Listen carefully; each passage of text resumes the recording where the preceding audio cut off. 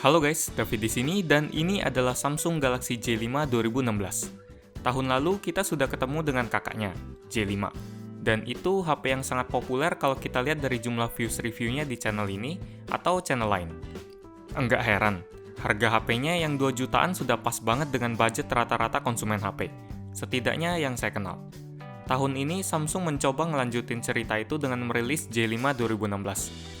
Yang membawa banyak perkembangan, termasuk harganya yang lebih mahal 200 ribuan dari kakaknya pada awal peluncuran. Saya sudah pakai HP ini selama 2 minggu, dan kesan saya lumayan nyampur. Ada yang keren, tapi ada juga yang bikin hela nafas. Berikut ulasannya. Kita kupas dari sisi desain dulu.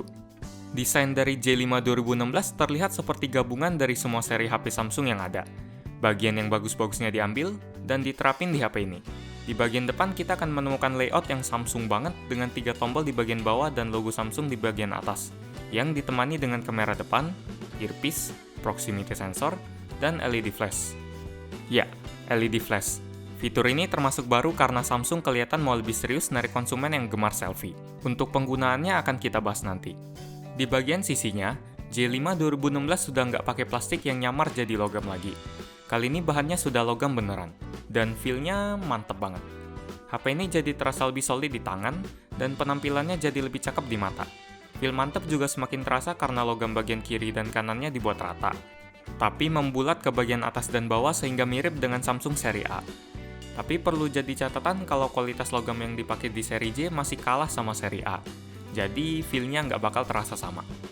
Untuk layoutnya kita bakal nemuin tombol power di kanan, tombol volume di kiri, di atas ada garis antena, dan di bagian bawah lumayan rame. Ada jack earphone, port micro USB, mikrofon, dan garis antena lagi. Di bagian belakang kita bakal nemuin kamera 13 megapiksel, LED flash, speaker, logo Samsung, dan logo Duos. Walaupun nggak terlalu kelihatan di kamera, back cover di J5 2016 punya tekstur garis-garis halus yang kelihatan lebih bagus dari pola yang dipakai di J5 kemarin. Oh iya, back cover ini sudah tertempel NFC, jadi bukan sekedar back cover biasa. Overall, saya sangat suka dengan desain J5 2016 karena feel-nya yang terasa jauh lebih mantep dan mahal. Kesan menyenangkan juga berlanjut waktu saya hidupin HP ini, karena kita akan langsung disambut dengan layar berpanel Super AMOLED khas Samsung yang terlihat cerah dan nendang. Walaupun cuma punya resolusi 720p, saya tetap merasa nyaman dalam menatap layar ini lama-lama, karena kerapatan yang cuma 282 ppi langsung dibayar impas sama kedalaman warna yang dihasilkan. Viewing angle-nya juga bagus karena masih bisa terlihat dengan sangat jelas, walaupun layar HP ini sudah dimiringkan. Tapi yang lumayan bikin hela nafas dari HP ini adalah dia nggak didukung dengan sensor cahaya. Dan bikin kita harus repot-repot buka pengaturan kecerahan dan geser ke tingkat yang pas. Walaupun di situs Samsung Indonesia dan GSM Arena nggak nyantumin kata Gorilla Glass atau Dragon Trail, ternyata kaca yang ada di J5 2016 cukup hebat dalam menahan goresan kunci dan cutter. Layarnya juga nggak mudah berminyak, sehingga kita nggak perlu sering-sering ngelap layar HP ini. Ketika mulai digunakan, kita akan disajikan sistem operasi Android 6.0.1 Marshmallow dengan sistem touchwiz khas Samsung. Penampilan ini bikin saya ingat sama Galaxy S7 yang pertama kali menerapkan kombinasi ini. Tapi walaupun terbilang baru, para pengguna yang dari dulu sudah pakai Samsung nggak bakal merasa asing karena cara penggunaannya tetap sama. Yang berubah cuma penampilannya yang jadi lebih segar, dan performanya yang jadi lebih licin. Kalau Anda nggak suka tampilan antar mukanya, HP ini sudah menyediakan banyak tema yang bisa dipilih sesuai selera.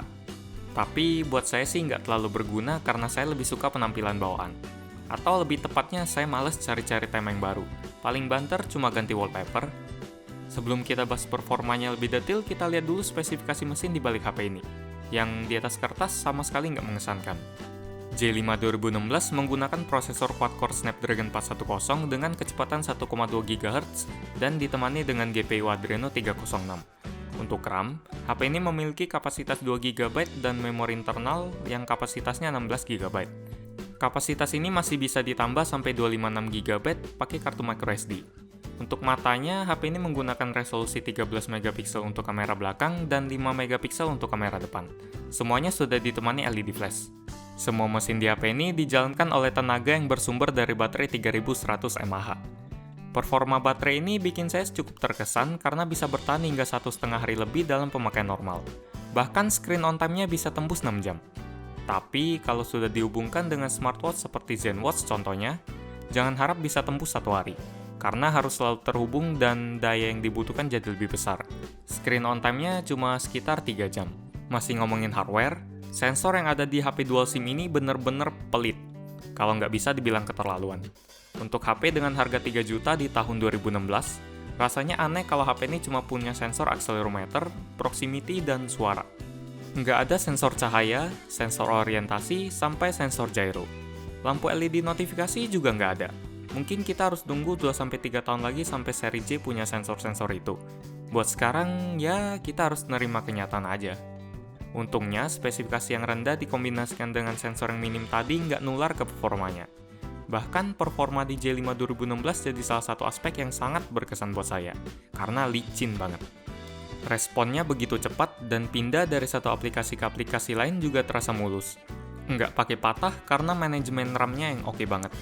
Mau baca berita, mau nonton YouTube, buka sosmed, denger musik, buka 9gag, main game, semuanya lancar. Kita bisa loncat-loncat di atap kereta dengan lincah di game Subway Surf, dan kita bisa terbang, berenang, dan naik kereta pakai Cat in Cat di game Rooms of Doom dengan nyaman. Tapi, kalau kita sudah uji dengan game dengan grafis tinggi kayak Lara Croft Go, HP ini langsung kepayahan. Bahkan masih kepayahan di setting paling rendah sekalipun, dan kalau kita paksain, seringkali terjadi restart secara tiba-tiba. Jadi, walaupun performa umumnya mulus, spek rendah HP ini nggak bisa bohong kalau kita kasih ujian yang susah. Selain fitur tema yang sudah dibahas tadi, J5 2016 juga punya fitur S-Bike Mode yang sangat relevan dengan jumlah pengendara motor di Indonesia yang banyak banget. Fitur ini berguna buat ngasih tahu ke orang yang nelpon ke kita kalau kita lagi naik motor. Dan kita nggak bisa jawab teleponnya. Bahkan kita bisa nyuruh HP ini ngirim pesan atau suara secara otomatis ke orang itu. Biar kita nggak dikira sengaja ngacangin mereka. The person you're calling is riding a bike and has activated the Samsung S-Bike mode.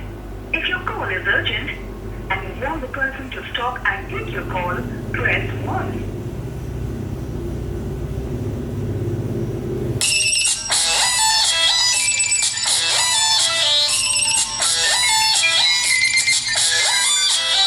Samsung juga sudah ngasih aksesoris tambahan berupa stiker NFC tag S-Bike Mode yang bisa mengaktifkan atau mematikan mode ini dengan satu kali tempel. Bahkan dalam kondisi HP yang terkunci sekalipun. Biar lebih efektif, tempelin aja stiker ini di helm atau motor. Jadi bisa lebih cepat diakses dan bikin kita lebih ingat buat ngaktifin S-Bike Mode kalau mau naik motor. Oh iya, sebagai fitur tambahan, HP ini juga sudah dukung USB OTG. Di sektor kamera, saya sudah ngarep sangat tinggi karena iklan Samsung bener-bener pamerin sektor ini, terutama untuk low light-nya. Bahkan sampai ada tagline kayak gini. Tapi saya jadi agak ragu waktu lihat fiturnya nggak ada mode HDR. Jadi agak ragu kalau Samsung beneran all out di kameranya. Tapi yang paling penting tetap hasil fotonya kan? Ternyata ya lumayan bagus. Warna yang ditangkap kelihatan cerah dan enak dilihat. Detail dan dynamic range-nya juga oke. Tapi sayangnya cerita indah itu nggak lanjut waktu saya cobain foto dalam kondisi low light. Karena semua yang bagus-bagus tadi jadi hilang. Detailnya nggak ada, dynamic range-nya ngos-ngosan. Bahkan kadang-kadang saya kesulitan buat nyari fokus.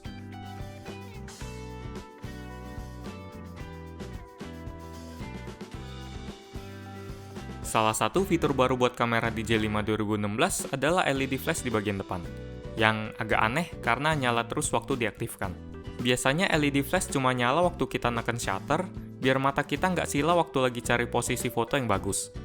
Tapi untung waktu di foto hasilnya bagus, jadi lampu ini nggak sia-sia kok. Untuk speaker, kualitasnya sudah bagus karena bisa menghasilkan kualitas suara yang keras dan lumayan jernih. Saya awalnya nggak nyangka karena ukurannya yang cuma secuil kayak gini. Kira-kira begini kualitas suaranya.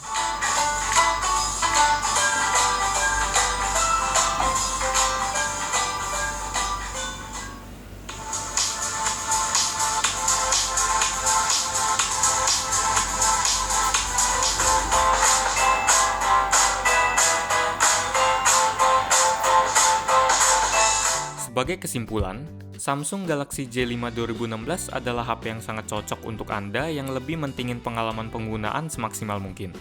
Dengan desain yang jauh lebih baik dibanding generasi sebelumnya, layar cantik plus performa licin, serta hal-hal umum yang penting seperti baterai, koneksi dual SIM 4G, main game nggak panas, ditambah lagi mereknya Samsung.